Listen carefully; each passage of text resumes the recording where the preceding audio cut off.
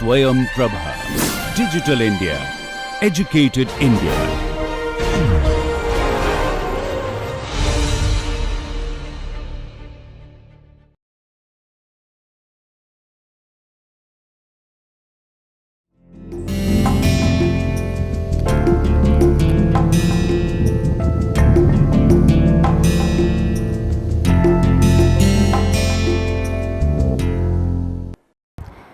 Hello and welcome to Gender and Society.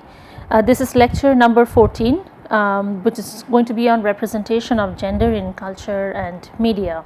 Now, before I start this lecture, let me tell you that the ideas, the theories, the theorists, the frameworks that we will address in this lecture sits at the intersection of media studies, cultural studies, literature. So it's quite interdisciplinary, and the purpose here is to bring in the gender lens and to critically examine how gender is represented in culture and media.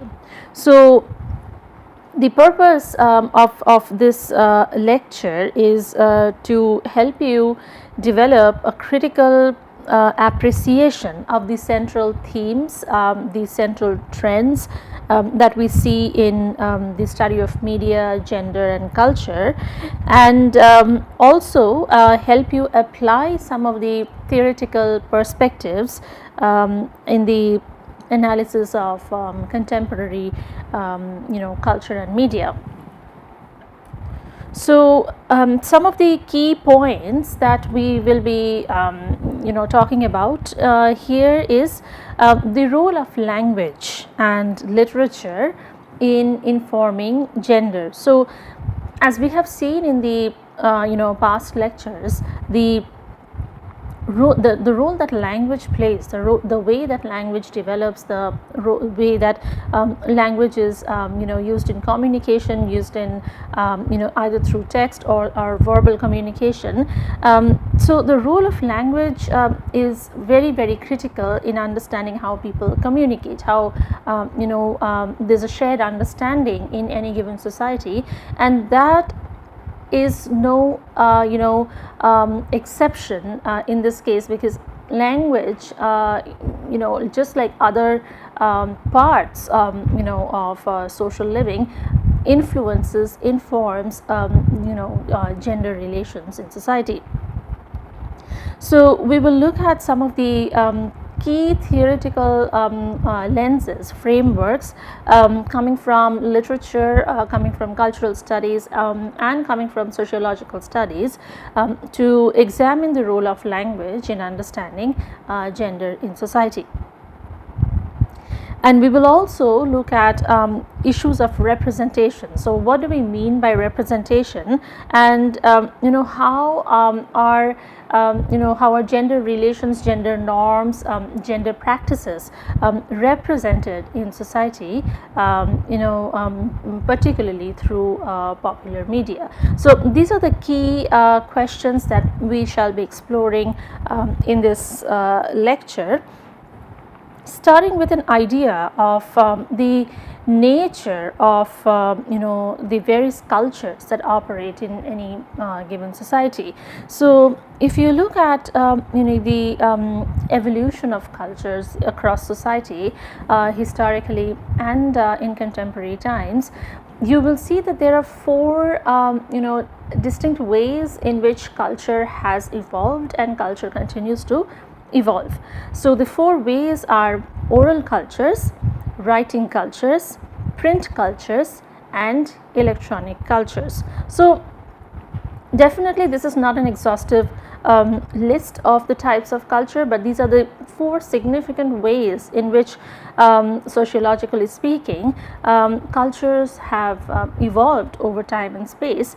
And in this lecture we shall be looking at some of the premises in writing cultures, some of the premises in print cultures, and some of the theoretical and current trends in electronic cultures. So as you can imagine that, as I said, the role of language becomes very important in this context. So, there are at least two broad types of culture, and it includes material culture and non-material culture. So, material culture is the one that you can see, feel, the tangible culture, and it involves the objects, belongings of any particular social group in a society. For example, you can see architecture. So you can look at an architecture and say probably at what point of time does it belong to. So architecture, transportation, these are indicators of material culture. A non-material culture, on the other hand, includes the belief systems and practices of a social group, the symbols and the meanings that are generated in a particular social group, and there's a common shared sense of understanding between the symbols and their meanings amongst the members of the social group.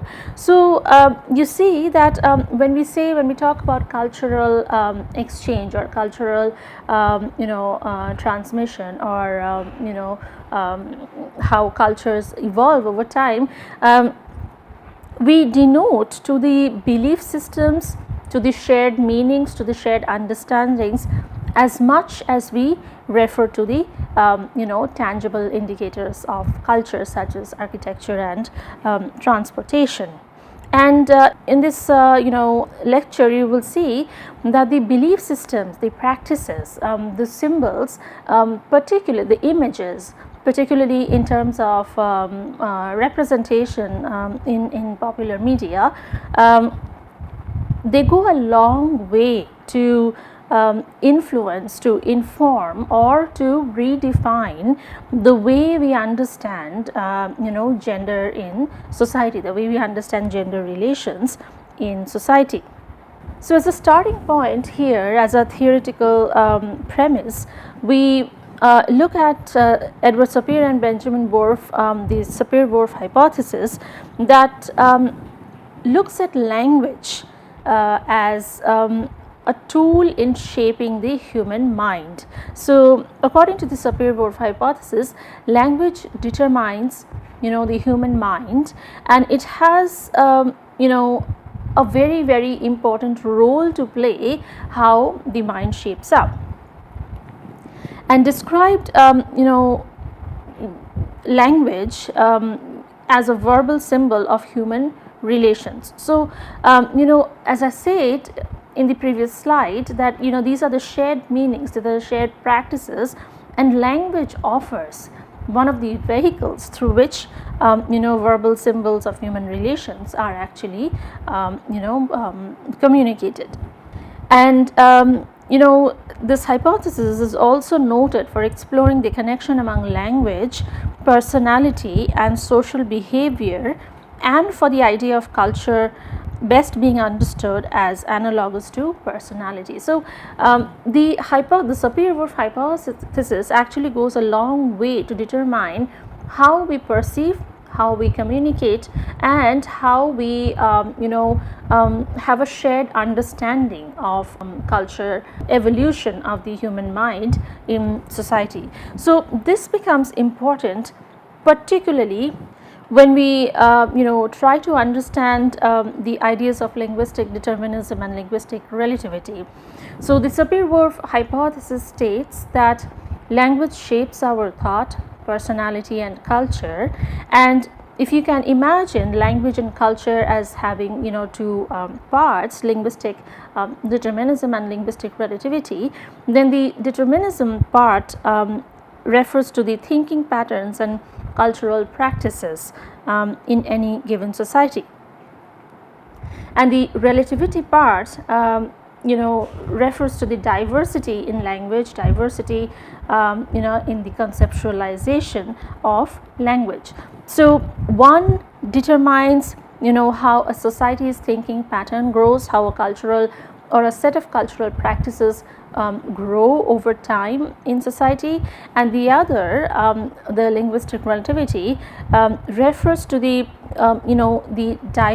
the language, the diverse, the conceptualization. So if you have a society where there is only one language spoken, then the the breadth or the the boundaries of conceptualization will not be as diverse as in a society where you have multiple languages in operation. So just imagine the case of India, where we have so many different languages, and according to this hypothesis, the more the diverse is the language, the diverse is the conceptualization. So in a country like India, if you have so many different languages, the diversity in the conceptualization will also increase. So this is what is the idea of the linguistic relativity.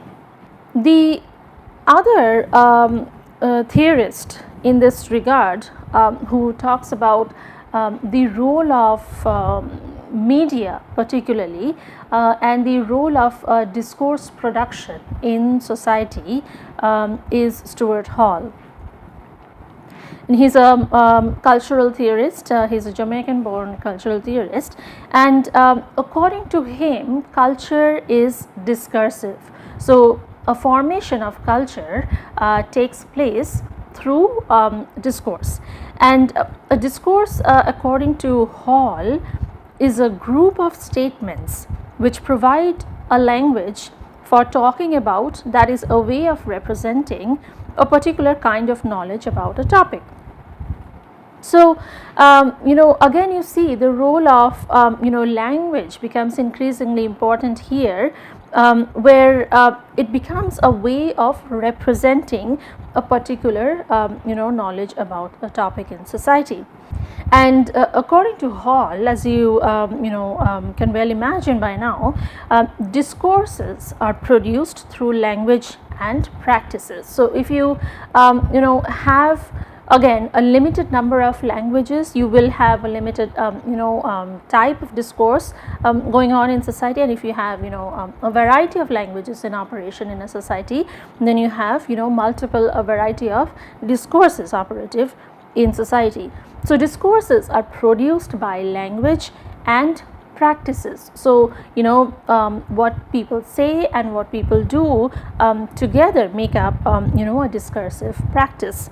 They are ways of talking about and acting towards an idea or group of people. So again, these are vehicles, these are social vehicles through which culture is transmitted. Culture evolves over time, and as a result, language, since as you can see it is at the front and center of this identity or social identity formation, is also seen as power relations. So language gives rise to certain forms of power networks, power relations in society.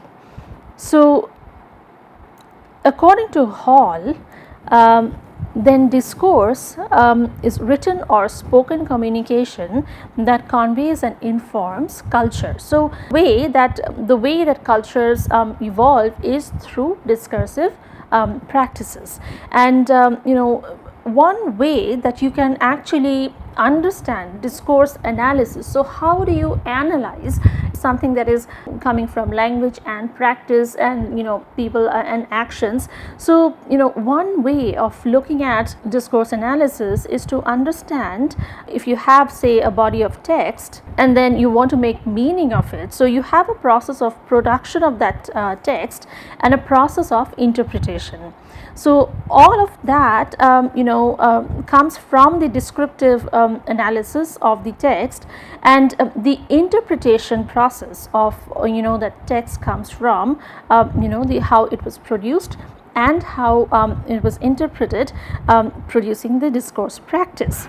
Now beyond that comes an explanation or a social analysis that is informed by sociocultural practices, that in what context was such a text produced? What was the background of the production of that text?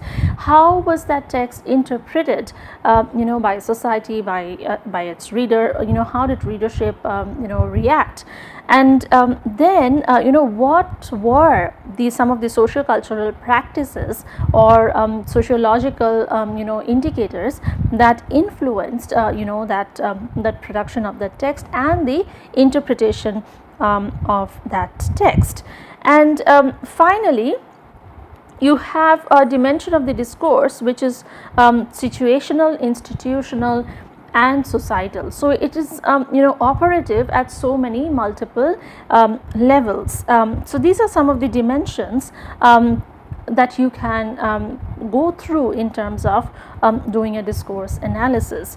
And while we are not going to look at discourse analysis in depth in this lecture, but it is probably going to help you to, if you have a background knowledge of how this is done, to understand how some of the very subtle, very important gender negotiations are carried on in texts such as works of fiction, in literature, or in poems, in short stories. So if you can understand the basic premise of discourse analysis, it just becomes easier for you to appreciate how it is implemented in understanding or reading gender in literature. So if you look at some of the key methods of inquiry with regard to gender in literature, and if you look at one of the genres of literature in this regard, and here I'm going to talk about the diasporic literature, so we find that there are several trends that we see. So one trend is questioning the established narratives of accepted social conventions within the nation and in the diaspora. So over time you will see that in literature you have there has been a genre that talks about the diasporic literature, either when the author is diasporic, or whoever the author is writing about, that group or people, the protagonists are diasporic, and there's a constant dialogue or a constant space negotiation, a social space negotiation that happens within these works of fiction, that questions, that challenges established norms, that that challenges social conventions, and then much of these negotiations are taking place between the protagonists within this space created by the author for them. The next method of inquiry that we can look at here are the various ways in which women and men affect transformation within their social contexts and create agencies through processes of acculturation within diasporic spaces. That we see that these protagonists are not just questioning, not just accepting or challenging these social norms. They're also trying to transform some of these social contexts, social norms, and as a result we see that there's a creation of agency, a question of agency, power and agency, as you understand by now from the previous lectures, through the process of acculturation within these diasporic spaces that are created by these authors.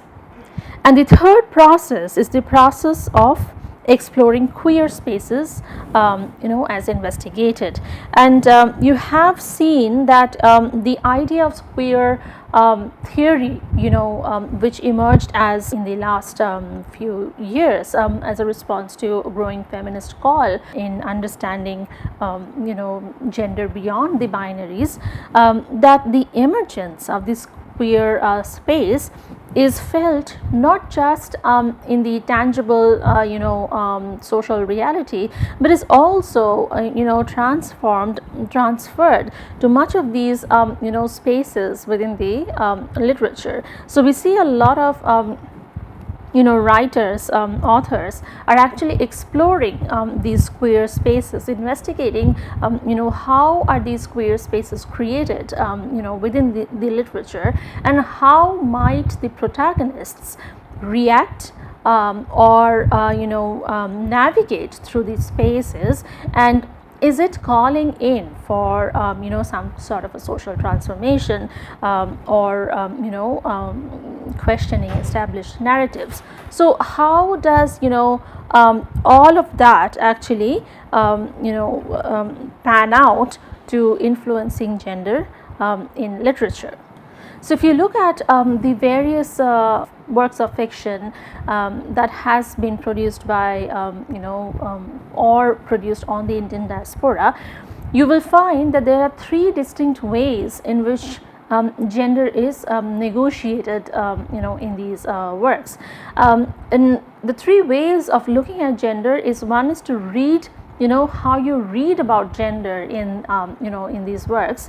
The other one is how you write about gender. So by the first one is more heavy on the readers. The second one is more heavy on the writer. And then the idea of performing gender. So how are these protagonists interacting with each other in terms of gender? And then here the reader and the author actually merge in creating a performance for the protagonists in the work. So if you, for example, for the Indian diaspora, if you read works of say Jhumpa Lahiri, or if you read Chitra Divkarani's work, so you will see that there are intentions with which certain protagonists are introduced, certain contexts are introduced, and there is a reading side of it, there is a writing side of it, and there is a performance of gender side of it. So next time when you read any of these authors, or if you haven't read any of them, please go ahead and read. You will see that there is a very conscious effort of creating an Indian diasporic space, and how gender is actually in the center of the negotiations that carries on within these spaces. So when you look at gender relations, particularly in works of fiction, in diasporic fiction, there are, we see that there are approaches with which identities are negotiated, and new forms of identities are created. So these protagonists are constantly recreating themselves in terms of these negotiations of identity, and we do see a lot of it going on in some of the key works of fictions in this case, which also to the reader probably allows for new interpretations of these texts. So if you're reading something, say a work of fiction which is not reality per se, but then it is giving you an opportunity to look inside, look into a world where something you probably do not know exists, but it exists in that world. So it gives you an alternative interpretation. It gives you a scope to find out what can be another interpretation of a similar context. And as we have seen that language here has again a role to play, in the sense that the text is the ultimate representative of narrative. So once you're writing, and you're writing in communicating it through text, it is the ultimate form of narrating something. And fictions give us a very nice space where we can celebrate interrogate or examine issues of gender quite firmly than would be possible in social reality. So it just gives us a space as a buffer where several of these experimentations, several of these questioning of narratives, grand narratives, questioning of social norms take place, and then it just gives us an alternative vantage point to understand some of the evolutions with regard to gender in society. So to bring in a feminist lens, a critical feminist lens to understand some of these works, if you adopt a feminist criticism lens, you are probably referring to an umbrella term for several varieties of critical analysis and interpretation of literature that use as a base some of the assumptions of the feminist movement. Now you have seen that some of the what have been some of the features or criteria or indicators of the feminist movement in the past, and it is just the idea of feminist criticism comes from there. It gives us a holistic term, an umbrella term that brings us with a variety of critical analysis, analysis and interpretation using some of the assumptions of the feminist movement. Now we see that over time several other distinct types of criticism have branched off, and we have seen how queer theory and gender theory have come branched off from there, and engaging in a feminist criticism, or relating theories, feminist theories have been quite political in this respect, because it is often used as a tool, for social and political awareness for change. So, just ask yourself the question that when might you need to use a feminist lens to understand literature? What are you looking for that a feminist lens would give you as a vantage point to understand some of these negotiations, gender negotiation, which you would probably not be able to understand if you do not use one such lens. So with that, it also brings us to some of the questions that a feminist critic may ask, in order to analyze, to examine any particular work.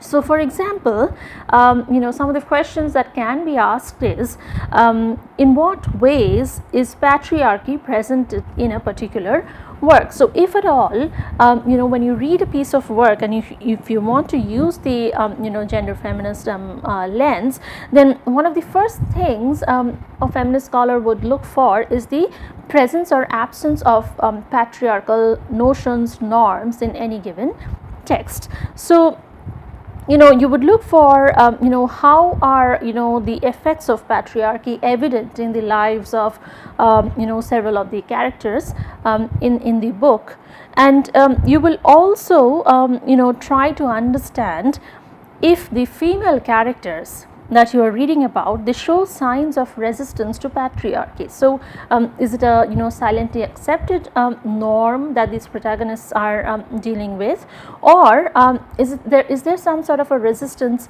or questioning of patriarchal norms?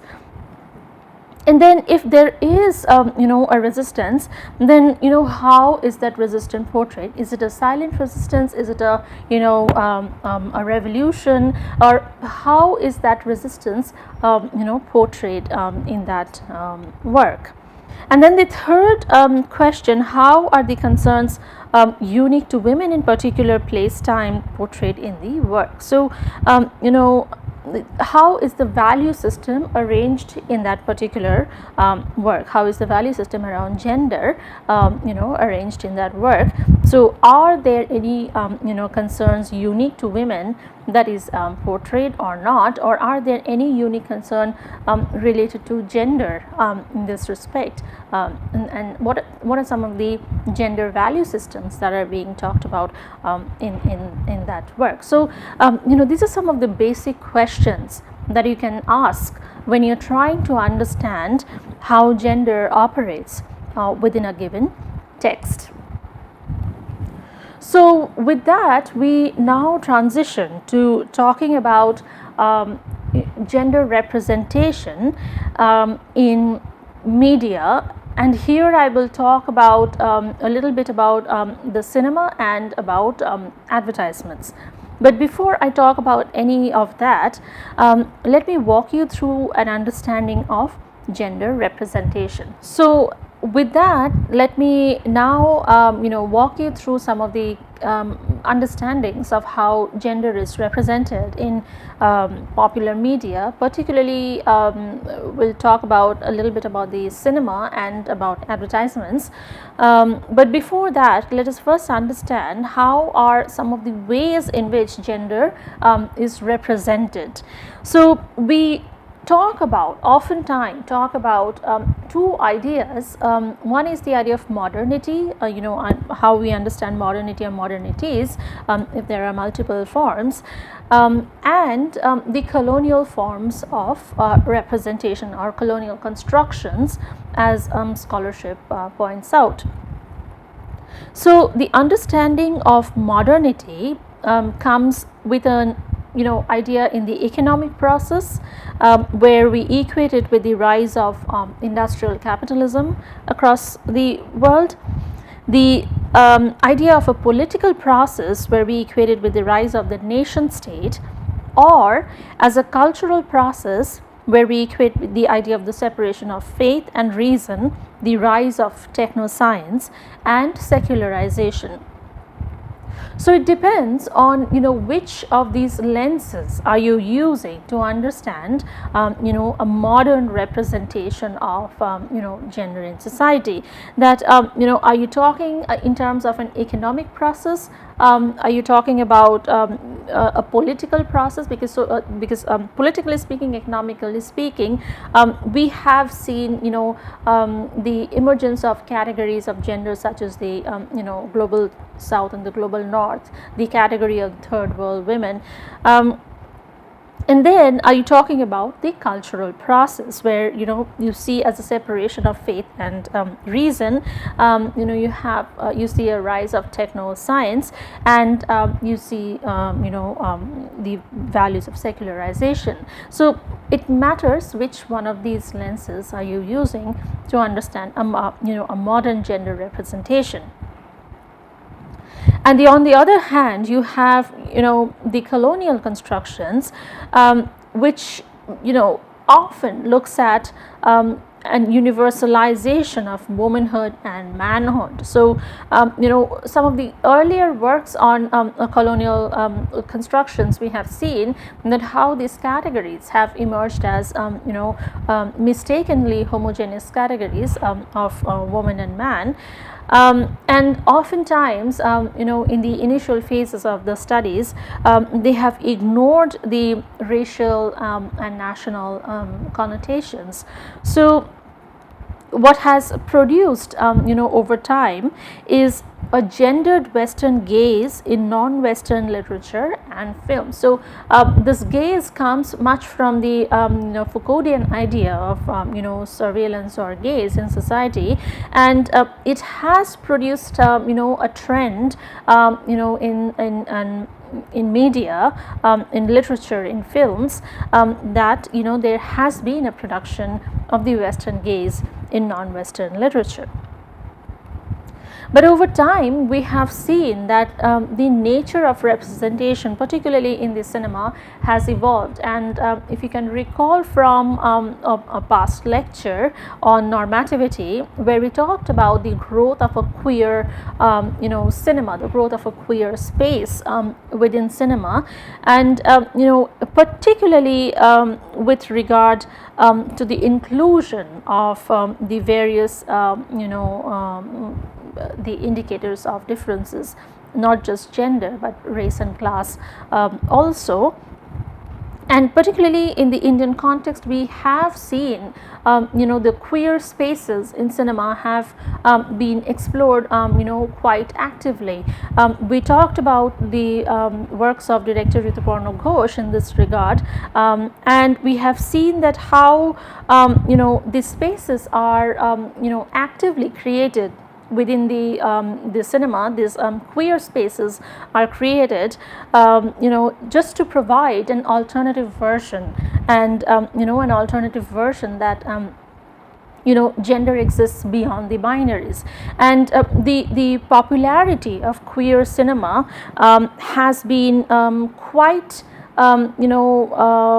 significant in this regard.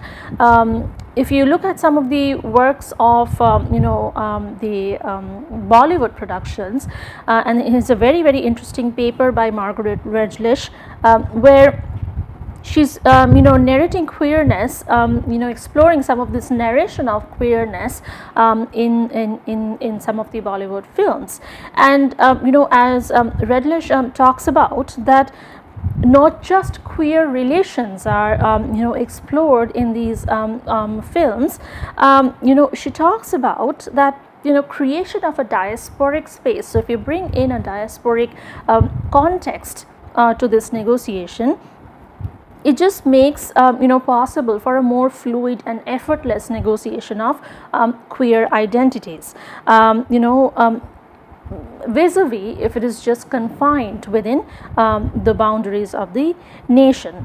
So it is seen that from this work and several other works that are emerging actually in this context, is that gender is written about and performed within a context of displaced communities in which in the ways that question and resist traditional interpretations, allowing for an engagement with non-traditional versions of family and relationships, but only when enacted outside the geographical space of the Indian nation.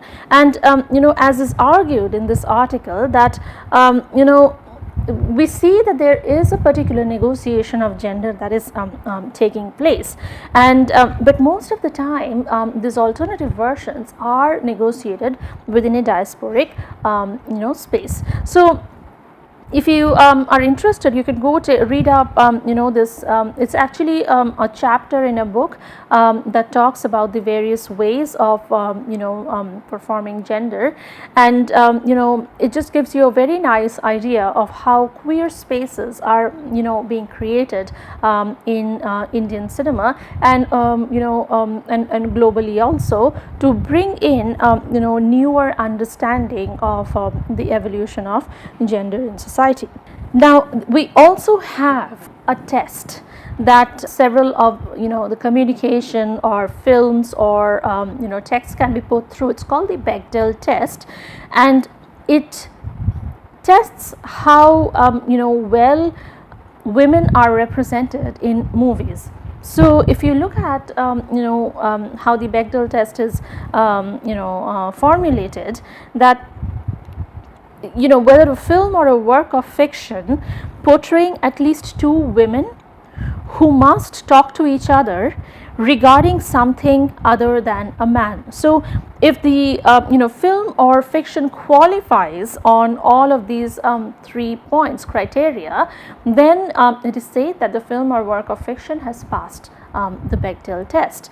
But as you can see that over time in this graph, which shows from 1970 to 2013, that several of these films have not passed the Bechdel test, and you will not see a film or work of fiction passing this test unless it is qualifying with the 3 criteria of portraying at least two women who must talk to each other in the film or in the work, and they must talk about something other than a male character.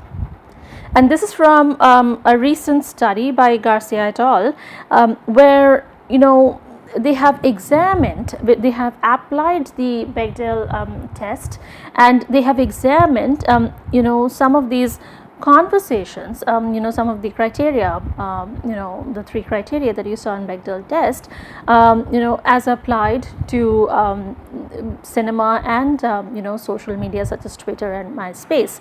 And as you can see that what emerges is a gendered pattern, and you can see the dialogue imbalances, the fraction of shares, and you can see the dialogue imbalances in MySpace, in the US, in the UK, and Twitter in the US. So it's a very interesting way of looking at gender negotiations in films, in gender, how gender actually plays out in many of these works of fiction, and it does bring out a lot of these gender trends that are not detached from reality, because after all these works, we call them works of fiction or we call them cinema, but in the end there is some sort of an influence either they have on society or society has on them. So it's not completely disconnected from society, and it is in a way a reflection on a reflection of how society actually functions around certain gender norms, gender values at that given point in time. So how does gender then pan out in advertisements? So we have seen that scholars have talked about advertising, the role of advertising in in the communication of ideas, in the communication of attitudes, and in the communication of values.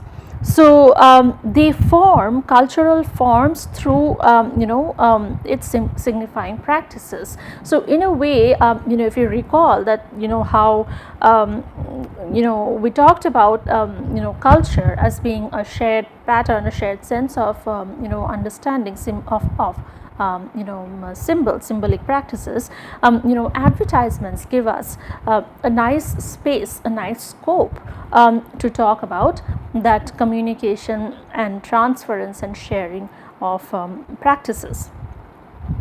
So we see that one of the significant studies by Goffman in gender advertisements, where he says that we learn a great deal about the disparate power of male and females simply through the body language and poses of advertising. So if you take any advertisement, for example, in the Indian context or globally, and if you look at the body language and how the proponents, the protagonists in the advertisement actually pose for that particular advertisement, a lot of that actually comes out as a result of disparate power of males and females as is conditioned in that particular society. And we have a study by Bovee and Ahrens in 1986 that how do a reader, or how do a reader of advertisement comprehend an advertisement. So what they say is most readers of advertisements first look at the illustration. So what is the image? What is the image of the advertisement, or how is it illustrated? Second, read the headline. So now I've looked at the image, now let me read the headline. So read the headline, and third, read the body copy in that order. So there's a process, whether at a conscious or a subconscious level, that most readers of advertisements actually follow, and this is the pattern that you first look out for the image, then you read the headline if you find it interesting, only then you read the body of the advertisement. And according to them, visual images therefore carry a great deal of responsibility for the message decoding in an advertisement. So the images that you see of advertisements, they offer some sort of a gender code if you're looking through the gender lens, they offer some sort of a gender code, and the ability to see that message as a gender code sheds a long way, goes a long way to for us to understand how gender is actually operative in that particular advertisement. And in that regard, Stewart Hall again proposed a framework for understanding how we encode and how we decode meanings and structures of program. So according to him, one of the starting points is to look at some of the frameworks of knowledge in any given society. What are some of the relations of production, and what are some of the technical infrastructure in that particular society. Now, depending on that, a population or a group of people or a social group, they attach meaning to that that image or a framework of knowledge, which is kind of encoding. So it's a process that is attaching some sort of a meaning to that advertisement, and that makes what the program a meaningful discourse. So see, Stewart Hall, who we saw, talks about discourse analysis and talked about how discursive, how cultures can be discursive, and here using the case of advertisements as vehicles of cultural evolution, we see how a program, how an advertisement can become a meaningful discourse just by the process of encoding by its viewers, and then this becomes once established as a meaningful discourse in society, it undergoes a process of decoding and providing meaning for a new sort of framework of knowledge, or comes back to the same one. So you see, this process of encoding and decoding is extremely important in this case, how a discourse is formed. So what are the shared meanings in a society, and how are these meanings used? Coding, offer a code or attach a code to this discourse, and how over time then, if you encode certain programs such as advertisements, they become discursive practices, they become how people communicate in society. So Stewart Hall's theoretical framework in this respect of encoding and decoding is also very, very important, very significant for us to understand how some of the transformative learning in cultures take place, how we look at particular cultures using an understanding of our cultural lens, but how often do we actually question the lens that we are using? So so cultures who have gone through transformative learning have probably found out an explanation of how these cultural lenses are used. So when you look at advertisements next time, it would be helpful if you can bring in this theoretical understanding of encoding and decoding to see how several of these frameworks of knowledge that is already operative in society reflect on how we understand a particular advertisement, how we understand a particular image or a message in an advertisement. Now, several studies in recent times have shown that when we talk of images of women and men in advertisement, there are several notable trends. So some of the trends coming from various studies are that women are rarely shown in out-of-home working roles. So again, this comes from the binary, the idea of duality. So all the ideas that we have talked about previously in this course, that most of the time what gets translated as is the biological differences, and therefore because there is this strict boundaries between the public and the private spheres. So in the advertisements that were analyzed, women were rarely shown out of home working roles. The next trend, not many women were shown as professional or high-level business persons. So again, this is a general trend that the studies point out, that not many women were shown in the high-level business levels. Women rarely ventured far from home by themselves or with other women. So again, we come back to the constant comparison between the home and the outside, so the public and the private, and how one category of people is identified with only one space. So why is there a problem when one category tries to transgress this space? For example, if women tries to move into the public sphere, and if men want to move into the private sphere.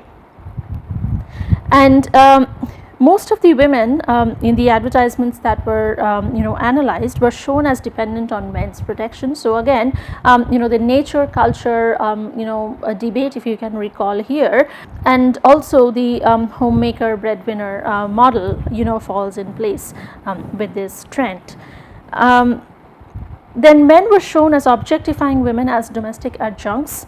Females were most often shown in ads for cleaning products, food products, clothing, home appliances, and men were most often shown in advertisements for car, travel, entertainment, industrial companies. So several so particular types of products showcased only one particular category, gender category in this regard, and that brings out a lot in a society's understanding of gender norms, understanding of how gender is organized in a society, and which is a reflection of what we see in these advertisements. Now, if you look at some of the contemporary advertisements in the Indian context particularly, we see that although not in great details, not in a great large number, but we do see that the social marketing strategies around gender roles, family values, and changing practices in marriage have been at the forefront of many of the new advertisements that we see in current times. So we see that advertisers, whether it's a product for a home appliance, or a product for that can be used by anyone irrespective of gender, or whether it caters around family values or practices in marriage, we see that these messages are picked up by the social marketing teams of advertisers, and they are played out in many of the recent Indian advertisements. We see a role reversion or a role inversion in terms of gender in many of these advertisements, and we do see that new forms of gender scripts are actually coming out of these advertisements.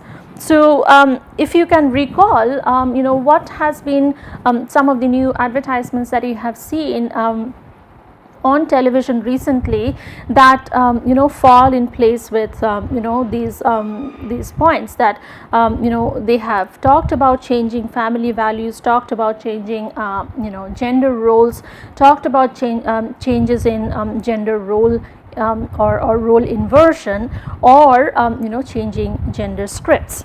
So, if you can identify, any one of these advertisements, these are screenshots from, various recent advertisements from the Indian television, and you can see that, the first is, an